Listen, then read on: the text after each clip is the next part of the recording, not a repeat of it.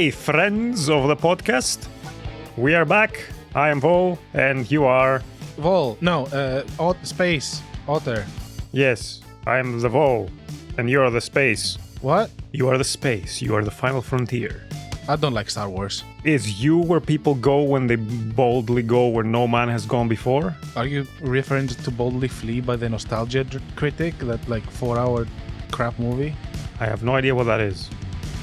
Well, count your blessings. You live in bliss. Apparently I live in bliss of, when it comes to a lot of things existing on the internet, and I'm Oh yeah, what did I mention the other day? quite okay with that. I mentioned something the other day and you just did not know what I was mentioning. You and I was mentioned the Seth Rogen podcast, which wasn't what you meant to say. No. Like in a personal chat, not in the podcast. Oh. Like literally like 2 days ago. But you, like I mentioned something really basic and you're like, I have no idea what you're talking about. And I was like, man, you... it was the Skibbity Toilet. Yeah. And you still don't know. And I'm telling you, like, just don't look it up. Just stay as you are. I'm not looking it up. It's great. It's great. It's like, I wish that I did not have all this useless knowledge that occupies like space in my brain, and I used it for actually like, you know, things that matter and are useful and good in this world. But instead, I know TikTok trends without even being in TikTok. How great is that? How does that happen? I have no fucking clue. I think I just have bad friends. Well, that's really flattering. Well, you are not giving me any TikTok. You're just giving me anxiety about art and depression about the world. Mm-hmm. And I guess I've gotten a bit grumpier since I met you because like I dislike more things or I'm more critical. But that's not necessarily a bad thing. That's just I just have higher standards.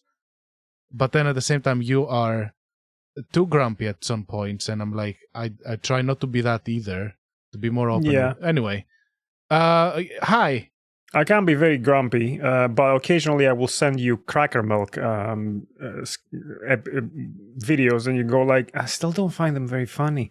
Well, you keep mentioning them in the podcast, and I'm like, we're not getting paid to promote them. No, and I still like I've seen like at this point because of you like more than 20 of their shorts, and not once did I laugh.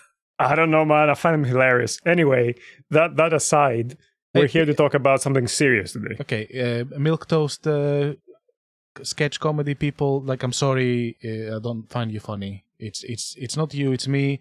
My humor is Dog's Life. And Kung Pao, so you know, not really high standards there. So maybe I'm just wrong, but yeah, you know. I don't know. It's not like my humor is the best humor in the world, as we've established previously on occasions. You make some great painful dad jokes. Yes, which they're not funny, but it's funny how unfunny they are. So yeah, that's the point. That. They're not meant to be funny. Yeah, I know. It'll be painful. Perhaps that's why I like cracker milk. Anyway, we are here to talk about aesthetics today, which is a great segue from Dog's Life. Well, I don't understand. Did Dog's Life not have... Oh, by the way, I'm not going to continue the sketch now. Like, okay, we did the comedy episode. We're done. We can speak normally now. Well, don't you find the robotic looking like sex doll dummy people in Dog's Life that they had like great aesthetics? This is an idea that, if I remember correctly, kind of came up when we're talking about immersion, or was it immersion? We're talking in the what makes space feel like a place. Yeah, it was topopoiesis. Yeah, it was when we were talking about like the creation of like worlds, and I think at some point we came back to like, you know, if a realistic game that has like very high quality graphics is more immersive or more believable compared to something that is more cartoony and everything. And that itself, as a topic, it seems like it was interesting to just explore a little bit, see how we feel about it. Yeah, have one of our infamous theme talks where we just stroke our chins and our beards and we swirl a glass of non-alcoholic wine because we are straight edge. Are we? I'm drinking water from a jar, so... And I have a hangover. I'm not. Nothing's hanging over me. There's a ceiling. I hope it doesn't fall. See, that's the signature Vol humor. Yes. So, where do you want to start with this? I want to first start by complaining. Sure. I mean, I've mentioned this before, and one of the things that happens to me a lot when I'm talking about games with quote-unquote normies. Sorry, I find the word funny. It's not an insult, actually. I find myself people who are successful are mating. People that the gender that they're attracted to, or the whatever gender they're attracted to, are not scared of them. Right. Okay. Normies, anyway. People that are not nerds like me or you or whatever, come to me, and when I'm playing like an older game that is like quite pixelated, or like, not your high fidelity later stuff, and they tell me it looks like shit. And I've gotten in a I've had moments where I pause the game and I just turn to them and be like, it doesn't. It just looks old, or it looks like a smaller game. It just does not look too realistic. There's a difference between the two. And then I might have to go in an argument and bring up like a Call of Duty that looks really, realistic and has high fidelity, but there is nothing inspirational about its look. And I'm like, how is this something that looks good, but this fucking piece of art looks like shit, as you said? And yeah, I've gotten into arguments like that because I'm an asshole, I guess. I don't think you're an asshole. I think these people are assholes. To put it bluntly. Some of these people listen to this podcast. Well, they should reconsider listening to this podcast. I don't know. No, well, to answer to that a bit more seriously, I suppose, and less glibly. Yeah, I think a lot of people conflate looking good with approaching photorealism, which has been, generally speaking, a thing that a lot of publishers, a lot of marketing in the video game space have kind of harped on for decades. Like every new thing is gonna look more photorealistic, and that's because it's easy to impress with that. It's easy to, as well, when you want to sell a new piece of hardware, what's the easiest way to convey the message that this is better than the previous one? I guess it's the tech bro approach to working on art. It's like to make something super like advanced. It's like watching the latest like super billion-dollar movie from Marvel, where they try to make the CGI as believable as possible, make you feel like it's really there, but it's like, it's just not.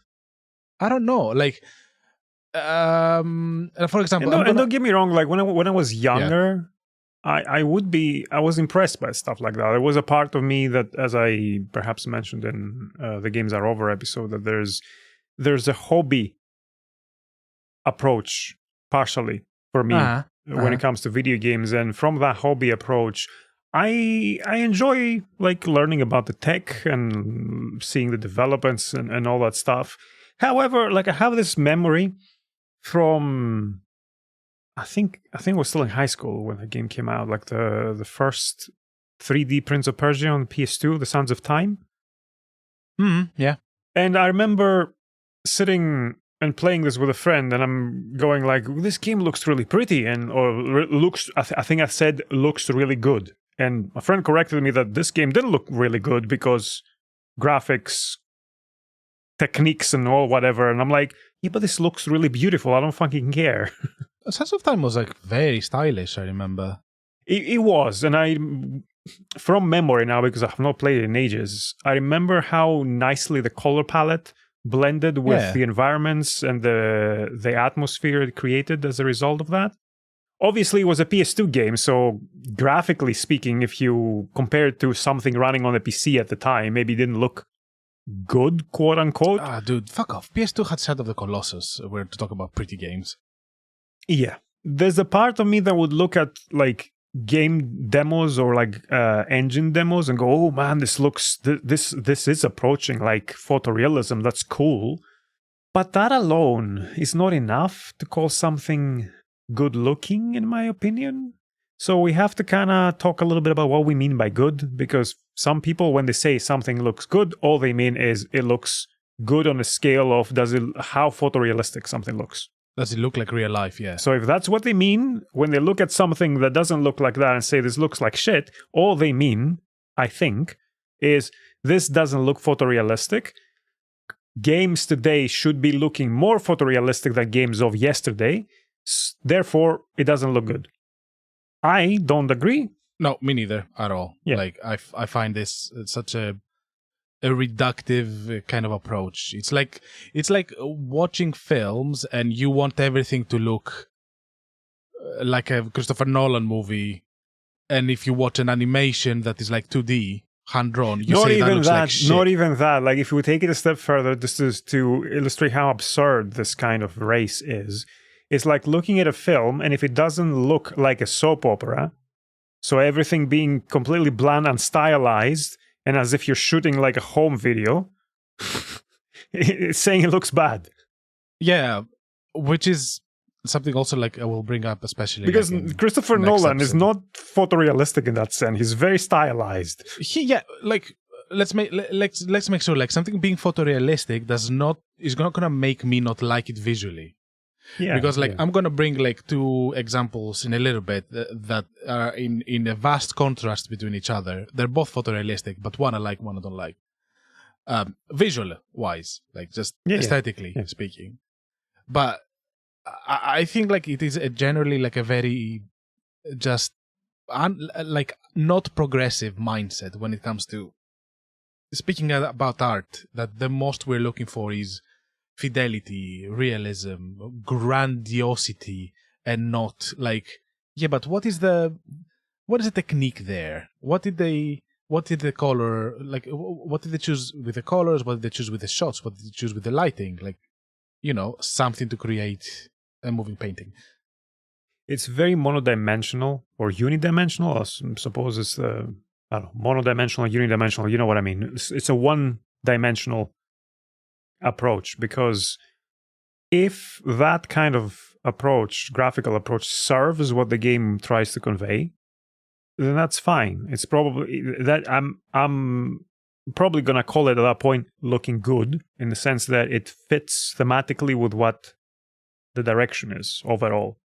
Like if we take something like, you're probably gonna be tired of hearing us talk about this fucking game that I've still not finished, Red Dead Redemption 2. Like that game wants to be grounded in reality a lot, and it has a lot of systems built around that. Graphically, going for that makes sense. Although I will say that game, although it may look quote unquote realistic and good, it still has a style. It has a style. But I will say that I appreciate, and one of the reasons that it's like lower for me is because of this mania with realism that they go for with Rockstar. And I'm not gonna approach Rockstar when it comes to like after Red Dead Redemption 2. I don't give a shit what they have done. But I mean, they haven't really done anything after that. Supposedly, they've done something that's coming out, and I don't care. Relatively don't soon, but but at the same time, it is not as creative as something that's like hand-painted for me, because it mimics reality. It does not create something new, let's say. So while it is very pretty and it is stylized, it doesn't go the extra step to be like, this game has style, style. I don't know. What do you mean by style? Like style, It looks fucking cool, man. Okay, like if we go with that kind of vibe approach, I think Red Dead Redemption 2 has style and looks cool, man. So that's what I mean. Like, it's not. I want to take it even more pedantically here. So remember, at some point, well, it wasn't a video game. I don't know if it isn't even a game. There was a supposedly, allegedly David Cage game thing that David Cage No, did? no. I'm talking about some body cam footage kind of thing. Like the point of view was from a body cam perspective Okay. of someone entering some like abandoned building and some shooting going on and some chase in the way that you see in like videos from body cams. Okay. That looked really realistic in that sense. Approaching reality. That's the most photorealistic and realistic, quote unquote, looking game I've ever seen. Why? Because what game was it? I don't remember. Hang on. Maybe just choose another example. I think it was actually called Bodycam, yeah. So, Okay. All right. Very, very creative name as well. Yeah, I think it's still in early access. Anyway, so I think that even people who talk about something looking realistic and photorealistic and like real life, I don't think that's what they actually mean, because this is what looks like that. Mm-hmm. The way the camera shakes, the warping of the lens, the dirt on the lens. So people think of realistic looking stuff as in seeing something through a camera the way it would look through a camera. Mm-hmm. Which is kind of weird if you think about it, because that's not how we see reality. That's how we see movies. Uh-huh. I think you're starting to get my point now. Yeah, it just people want to make games the way they make movies, and they try to make games look like movies, and they don't allow it to be its own medium in its own terms. Yeah, I agree with that. I think that's where the main conflation happens. Something looking like a film looks good. Something that looks less like a film looks like shit, looks like a toy. Why are we children? I'm an adult. I play serious video games. I remember some guy on some forum that I was frequenting over a decade ago, actually close, shortly after the PS4 had come out, I think a couple of years late, within the first couple of years of its release, and was constantly complaining about the indie games that they were giving on Plus, because I didn't buy a new console to play children's games with tiny people with pixels. And I'm like, and this is someone who had been shitting on like games like Braid as well when I was praising it on that forum. Yeah, Braid is a super stylized game. It's a style that I don't love, but it's a super stylized game, and aesthetically speaking, it's up there. I don't love how it looks, but that's me. That's just I know, not for but me. like that's fine. Like I don't. One can have taste when it comes to that stuff, but dismissing it because it has tiny people with pixels and you're an adult and you don't play children's games anymore. It's like, what the fuck is like what's happening? Yeah, like shut up. I will bring up too, like high fidelity games, just to show that I don't hate all the realistic games or the style of all realistic games. Also, high fidelity is not necessarily realism. I would say. You know what I mean, like super polished AAA, whatever you want to use as a term. I don't like AAA, but you know what I mean. Modern rendering technology, I suppose. Moddering. Polygons. Mold ring. A ring of mold. The new From Software game where you fight giant, where you try to clean mold from old bathrooms and... Molder Ring, the new crime ring made by Mulder from X-Files. Yeah, after they fired him and shut the X-Files down. Yeah. Anyway, so I want to speak about... Guess what I'm going to take a shit on again? Assassin's Creed? Yes. And I'm going to talk about... Really? Yeah. And I'm going to talk about Last of Us 2. I don't love either of those. Probably I like Last of Us 2 more than Assassin's Creed in any of its thing. Like, and Assassin's Creed let me talk about... if you said the opposite, I would take you up on that challenge and I would ask you to prove it.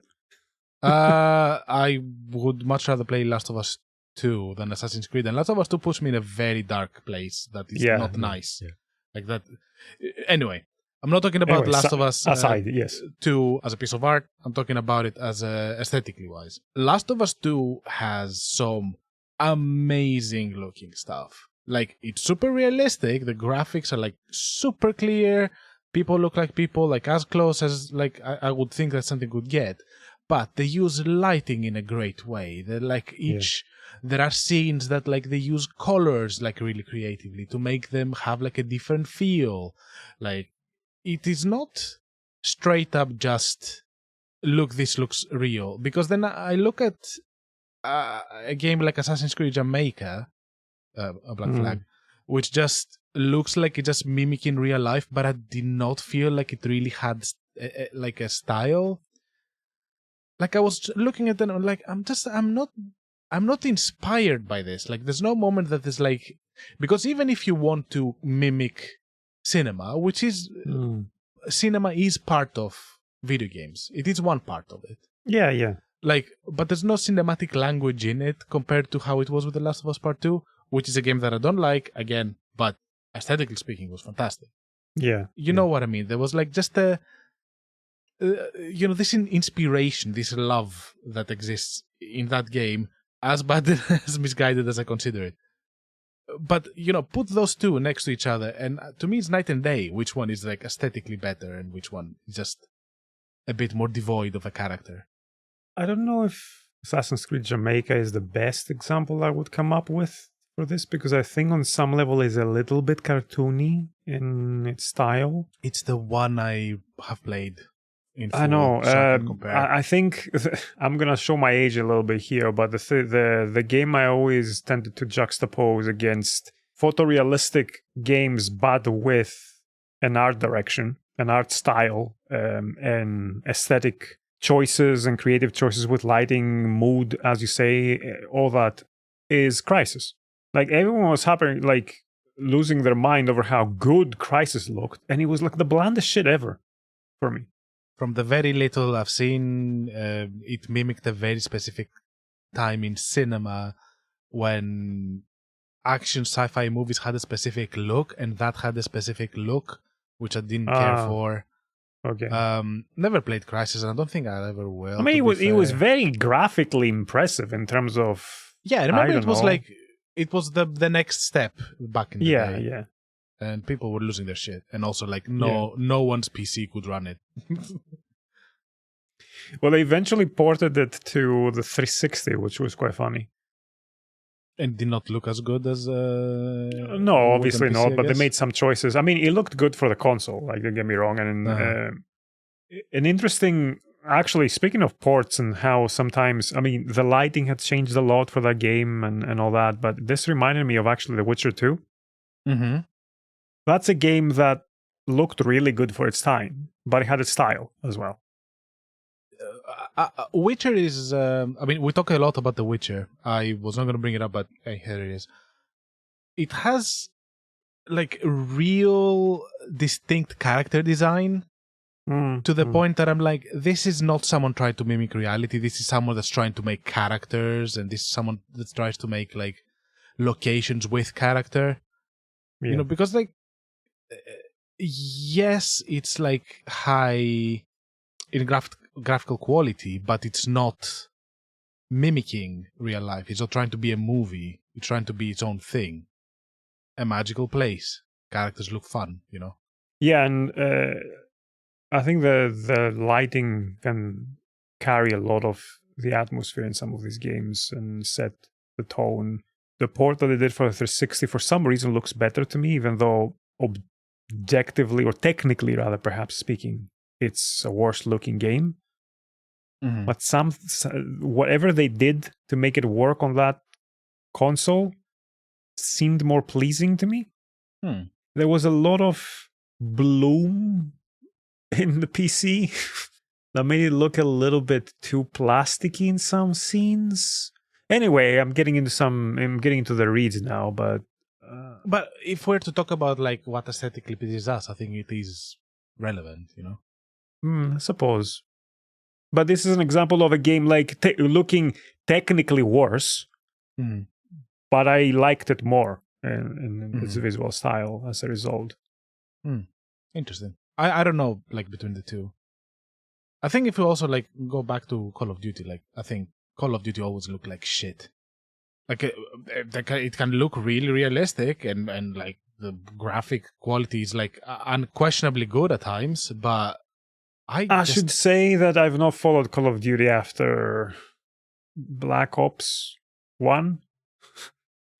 I've not played, because I used to play them because I had a friend who played them, and I was playing the campaign for every one of them, just going, why the fuck does he like this? I don't get this. Anyway, that aside, there was a period in the 360 PS3 generation with the Unreal Engine 3 that a lot of games were going for that militaristic, everything looking gray and brown and shit. Like, I fucking hate that. And I fucking hate that. And it's also, like, in film, and it has been in film for a really long while, and still is, which I will mention in the next episode as well. Yeah. So I hate it. I think for a while in there, like, I don't know if that kind of convinced or indoctrinated people to think that games looking like that look good, and if it doesn't look like that, it looks like a kid's game or whatever, because the juxtaposition to that was Nintendo at that point, who were the only ones making colorful games, and maybe like Naughty Dog, because Uncharted looks very colorful and it is more bright and stylized. Pretty, I would say. Yeah. Pleasing.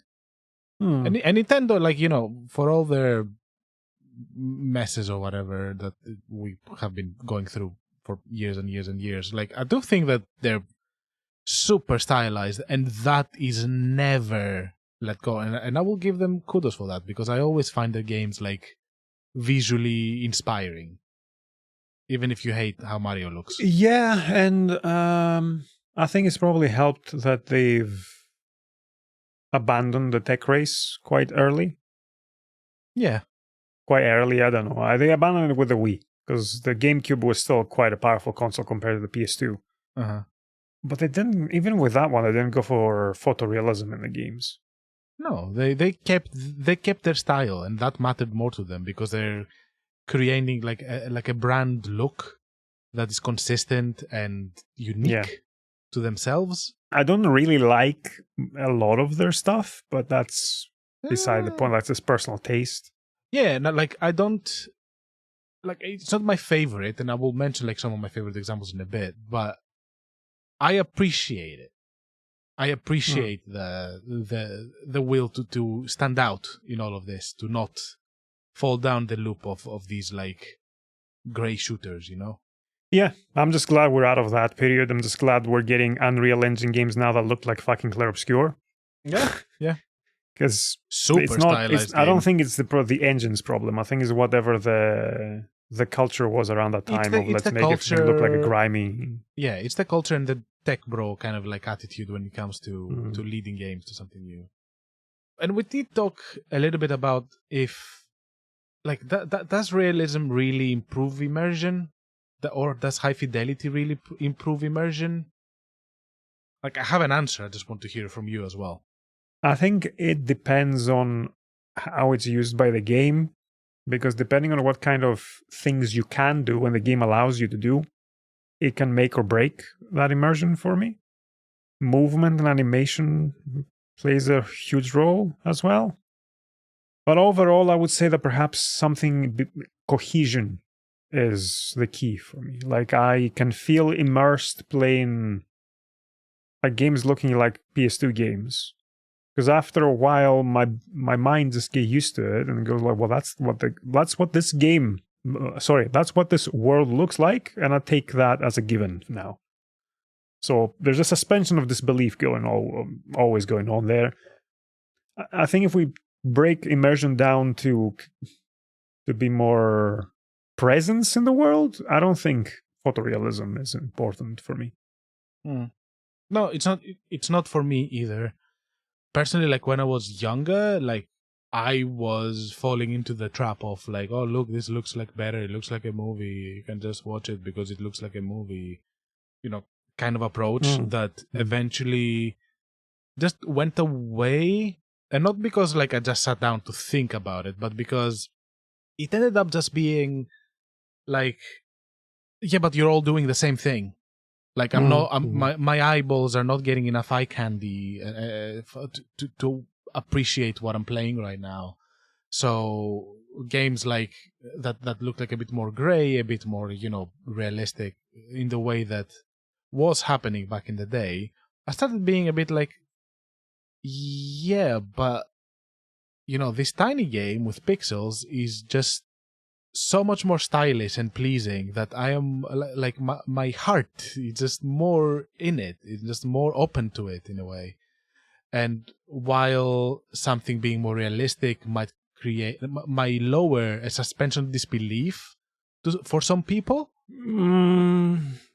Yeah, as you're talking about it now, I'm thinking of the uncanny valley effect, that the closer you get to something looking real, the easier it is to break. You went exactly where I was going to go, because yeah, to me, this like mania with photorealism is kind of like an Ouroboros of eating its own tail, because they constantly try to reach something looking super lifelike, but the closer you are to it, the more like weird animations in faces. Like think about L.A. Noire. Yeah. Like bring out this like uncanny valley kind of thing. Like or things like Until Dawn, where the acting is very toothy, where like people have the teeth out way too much. Like Yeah. You try to get really close, but the closer you are, the more you're not convinced by it. While something going for something like completely stylized and like new looking, there is not that barrier there for me anymore. Yeah, I think there's a good point, because there's not a lot of room for things not looking lifelike in highly photorealistic games before it completely breaks as an illusion. Especially with faces, because we are like really good at looking at faces and telling when something is off. What do you know? Like the face is a huge communication tool for humans. Yeah. So in that sense, I would rather have super photorealistic games with animals and not any humans in them, or cars. Actually, racing games. Racing games is where I'm like all for photorealism. It's way easier in many ways. The thing you said about animals now, the photorealism thing about animals, I don't agree though. I don't agree with this, because when you go for photorealism with animals for something that potentially has a story or whatever, you get fucking Lion King remake, which looks like would look like fucking shit, because you're supposed to have characters. Like that's maybe a tangent, I don't know, but like, I mean, that's supposed to be a fucking cartoon. How do you go photorealism? They made it photorealistic. Like they made the fucking lions have no expression in their face, while the fucking cartoon had like beautiful expressions and emotion that you could see on the screen at the moment. That's just dumb. And it looks like fucking garbage. And Jon Favreau, I fucking hate you. You will never listen to this podcast, so it doesn't matter. But you are one of the reasons that, well, I don't know if you are really the reason or it's just Disney behind you, but like going down this fucking realistic remaking of beautiful animated movies into some drab fucking live action shit. And it's a very fucking similar culture that is also like in video games. Wow. Okay. Yes, that's what? This is what is happening? I'm serious. Like, go and look like any of the live action stuff. No, like, okay, that's not what I meant. Like, let's say that there was a game. Do you remember a game called Africa? No. I think it was on the PS3, and you were going around like on you were a wildlife photographer. I think you were supposed to go take like photographs and shit, or Subnautica or something like this. Like, that's what I mean. Like, if you're gonna go with that first person perspective, you don't see any humans and all you see around is kind of a natural environment. I think that's easy. That's easier as in that is more forgiving when it comes to the uncanny valley effect. For me, I don't know, if I was some marine biologist, maybe I would look at that and go, that doesn't look right, or something. I don't know. Like, Subnautica has very stylized like designs.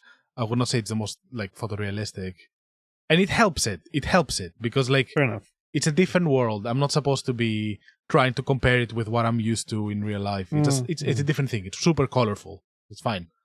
But the problem, though, is that we've gotten to a point where games are so fucking expensive to make that the more we chase this, the more Also, this like inflates as a problem. I don't think it's a worthy pursuit. It's also not something that, well, personally, I'm just not attracted to anymore because all these like high budget games that try to be like the super blockbusters, they tend to just kind of bore me now. Yeah, and it's been a too. while. It's been a while that this has been the case because like all the last few years, my favorite games have been smaller indie stuff that just have very strong style. From my perspective, at least, it's not about games not having advanced graphics or something like this. It's how they use them, because Clear Obscure look is, I don't know, technically probably quite impressive. Yes. It doesn't have great animations, which I guess is where its budget shows.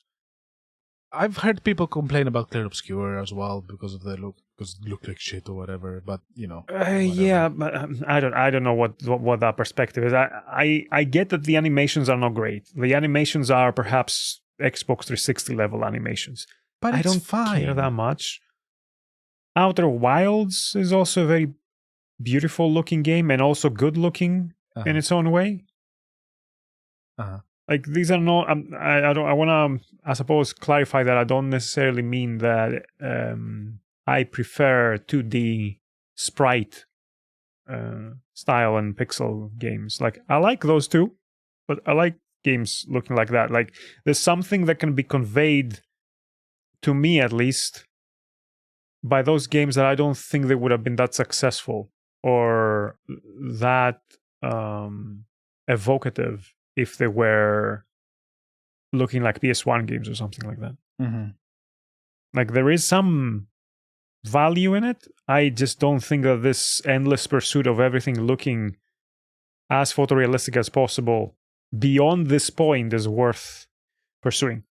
Graphics are good enough. Let's just make good games. Yeah, in theory, I mean, having the ability to have something looking so realistic or good or whatever you want to call it should be a tool that opens up more doors, not something that just pigeonholes like entire genres of games, let's say.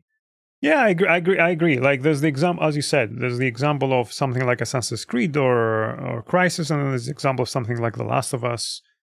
Yeah, it very much depends how it's used. Like, if it's just so it can look photorealistic, ignoring everything else, ignoring direction, ignoring atmosphere, ignoring like cohesion with the rest of the gameplay systems, the message of the game itself, like all that stuff. It's not these are not tech demos, ideally. Yeah, I agree. I mean, let's go to the other way. Let's go to the other side of the whole thing, where we have a smaller stuff that are super stylized and we find aesthetically pleasing. Like, we can go from like pixel art that is like beautiful, and like we relatively recently talked about Celeste. Yes. It is gorgeous. It's a gorgeous game. It has so much character, and it does not. It's not busy at all. Like, that's an example of something that just stands out without needing to be super realistic. And it's literally pixels. And yet, I was able to see character on little like sprites of like, you know, avatars of like a character, and I was able to see like emotion coming out of them in a pixelated like old style kind of game. Do you see them, or does the rest of the game manage to evoke that stuff in you and you make it up in a way? Is that they have like subtle little animations and expressions on the characters themselves during the thing that express so much. It's like having a good actor play a character that wears a mask for the whole time. Like, they can communicate a lot with little, you know? Having not played that game, it's hard to have a reference. All I'm thinking here is perhaps old Final Fantasy games. Yeah. And I don't really... I would struggle to argue that there was nuance expressed in the 4 different animations those characters had. Maybe it was in the text, maybe it was in the music, maybe it was in the whole scene composition, but I don't think it was in the character. I mean, there's more pixel games out there that have a lot of character. Yeah, all I'm saying is that, like, there's contribution from us there. Like, we read a lot more into it by projecting it, I suppose. It's not necessarily there. I don't think it's necessarily there. Yeah, but if we're to sit down and speak about aesthetics as well, just how a scene created around a character can communicate so much more than, you know, Grey Battlefield. Yeah, but that's the point. That's what I'm saying. Like, I don't think it's necessarily the character that conveys that emotion. I think it's the character in the context and how it's framed and everything else that goes goes up to that point and around it. Can also be the character. It's part of it. My examples are probably very obvious. Like, something like Broken Sword, to me, looks amazingly good. Don't know how it looks. It's a game from the 90s. And the way it looked, but the reason for that is because it's hand-drawn. Yeah, hand-drawn. I'm surprised I haven't kept any notes about hand-drawn stuff, but like, it makes such a huge difference. Yeah. And it's like, very often, like in recent games, when I see something that's like hand-drawn or handmade, like like something in me just goes, oh yes, I'm into this. Any age is a lot better, in my opinion, than games. There was, for a few decades, the games that tried more or so to be photorealistic, I think, have aged the worst. Versus the games that were more stylized or went for different kind of techniques. Like, if you look back into there were games on the PS1, games on the PS2, games on the PS3 and 360 even, and I'm using just consoles just to have an easy common reference for periods. The more photorealistic stuff without certain styles to dress them, I don't think they've aged very well. Like, something like Ridge Racer or Wipeout, visually at least, has aged a lot better than Gran Turismo. Okay. From the PS1. I don't think back then there were many games in PS1 that were going for photorealism. I think perhaps Gran Turismo is the only one that really comes to mind from PS1. Yeah, but just trying to think about like photorealism. I don't know, like games that still interest me from back in these days is like, I don't know, think about Grim Fandango. Still stands on its own, like, because it has so much style. It's like so... Yeah, a lot of the point-and-click adventure games of that era, I think, have aged very well. Like Gabriel Knight, Indiana Jones, it's great. All those.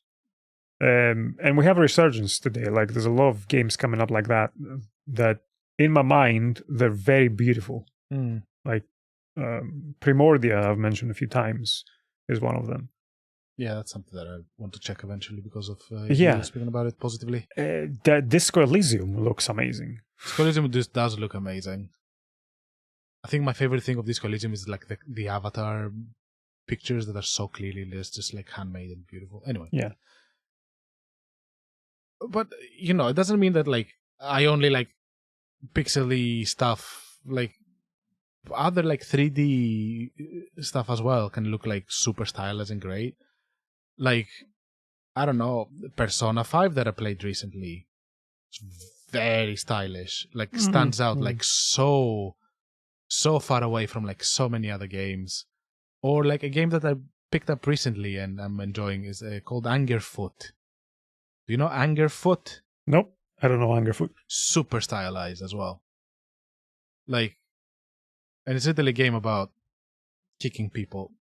It's think about Hotline Miami, but first person, and your main fighting technique is kicking, and your upgrades is different shoes that have different abilities, and it looks like what if graffiti, but street culture graffiti stuff, but also very doomy almost.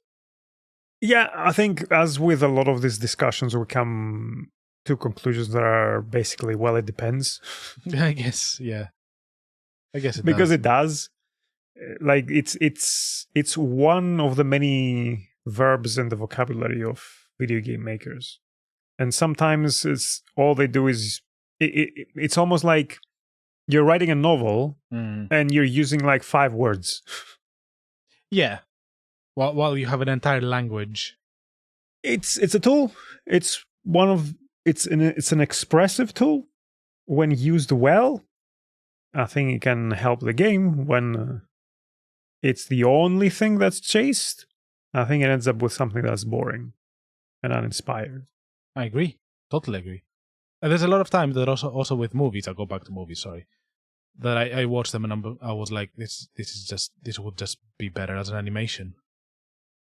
Oh, okay. Scale it back. I don't give a shit about what I'm watching right now. But that's for kids, man. Where are you? Yeah. Are you a kid to watch cartoons? I am.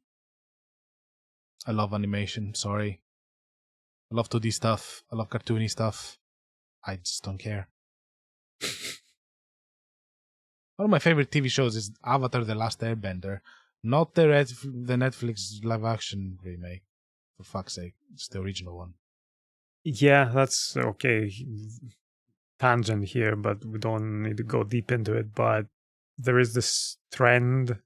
I don't know if it's still a trend or that it was for a while to kind of do remake animated stuff into live action.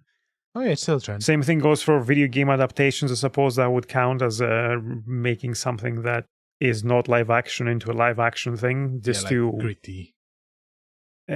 Gritty or supposedly to reach audiences outside its core audience, but then why would anyone outside the audience of something care about it? I don't know. Money, I suppose. Yeah. Personally, I don't give a shit. So it very much depends, and I want to kind of wrap this up with a great example of it depends on how it's used, because sometimes the visual style and the choices are so integral and core to what the game is trying to convey, like Silent Hill 2 looking very analog and videotapey. Mm-hmm. And when you take that and you make it photorealistic, it loses something. Yeah. As much as I like the remake, it has lost something when it comes to that. Yeah, I do agree. I'm not sure how you could have done that with a remake, but I'm not making video games, so I'm not the one to solve that problem. True. So basically, our conclusion is stop making realistic games. We just want cartoons. We just want to watch Mickey Mouse. Yeah, I just want cars. Just baby stuff. Yeah. And baby steps. Baby steps is great. Perhaps not baby steps. Baby drivers in baby cars. The movie? Yes. With Kevin Spacey? What? Baby Driver. Is Kevin Spacey in that film? Yeah. All right. I've not watched it. It's a good film, but there's Kevin Spacey in it. You know. Okay. Or just, you know. Man, I don't know. I used to love Kevin Spacey as an actor, and now it's like, I don't know. I don't know if I can watch that. He was in a movie recently. He played a spy or something. I don't know. Everyone says it's terrible. Also, Uwe Boll made a movie this year. We have a Silent Hill film this year and an Uwe Boll film. Yeah. I don't know Cinema is back, baby. I don't know if Silent Hill was this year or late last year, but yeah, Might have been. I don't know. You watched it this year. And I very intentionally just did not bring it up during the Silent Hill 2 recording episode because it is so shit. It was one of the rare cases that my girlfriend just straight up got up and left. It was like, I'm not doing this. Yeah, we watched Voidburger's Jess's commentary on this, so she took the hit that saved the hit for many people, I suppose. It was a film that after playing Silent Hill 2 was just eating me inside like so much. Like there are occasional films that come out and they bring out so many thoughts that made me want to go into video essay making. And when I watched this one, I was like, it's gone. I don't have this urge anymore. Yeah. Don't do this to yourself. Anyway, stupid adaptations and aside. Ready. I think that's kind of our thoughts on this. Do you know one game that's super stylized and I loved how it looked? Don't attack me. Dog's Life? Don't attack me. Don't it's fine. It's a game that you don't like. It's okay for other people to like it. Don't go crazy. But you're gonna say Mixtape. I really like how Mixtape looked. Okay. Great looking game. Okay. Girlfriend's currently playing it and she loves it. I mean, I really liked how their previous game looked. I mean, it's not such a stretch, to be fair, from between the two. Style is close enough. I'm not gonna say anything about this game. Well, since Mixtape came out, he's acting as if it's like Nazi propaganda. He doesn't want to cover it, doesn't want to speak about it, and it's a game that I really love. And it's funny. I don't think it's Nazi propaganda. I think it's just shit. And Vol going that's all I'm gonna say. Vol is that's all this game deserves. Part of the toxic people that just watch a game and that hate it because it doesn't have enough guns in it. Yeah. That's exactly it. Oh, I'm like Call of Duty. I'm not even Call of Duty. I'm a Battlefield bro. Battlefield bro. I don't know. Yeah. Maybe one day I'll convince you to Battletoads bro, man. But whatever. Okay, that's the episode. We like games that look good, but not necessarily realistic. And where do you all stand on this? Like, I'm curious. Yeah. Although I think most people would probably stand on this kind of line that we stand on this, that think about video games probably in ways similar enough to us to listen to us. I doubt anyone would be like, no, if it doesn't look good, I don't play it. Yeah, I think so as well. But I'm curious about what different kinds of styles resonate with people more. Because it's a very subjective, like when you enter this kind of thing of, well, it's not about everything looking photorealistic, then we enter into very high subjectivity. And that's where things get interesting because people are but that's the different. thing when it comes to like a style and aesthetic, is that I appreciate a game that has a strong aesthetic and I dislike as a result because the character does not agree with me, than watching a game that's so bland that I have no reaction to it. Because if I have a strong reaction to it, it means that what I'm seeing is probably a piece of art. While when it's just average, it's probably just there was some vision behind it, and that vision maybe it was a bad vision, maybe it was realized badly, but at least there was vision. I agree with you on that, yes. And we agree. Wait until the next episode when we don't agree and we fight and I throw something at Vol and I call him and you break your laptop, a poo face, and then we break up, and then we're back in the next episode. Yeah. Bye. All right. Bye, everyone. Wait. What? Thank you for listening to us. Thanks everyone that make this happen. Thank you, Myrto. Thank you, Bepis. And send us your feedback, your comments, and your questions at podcast@VoleMaulder.com. See ya. Fuckers.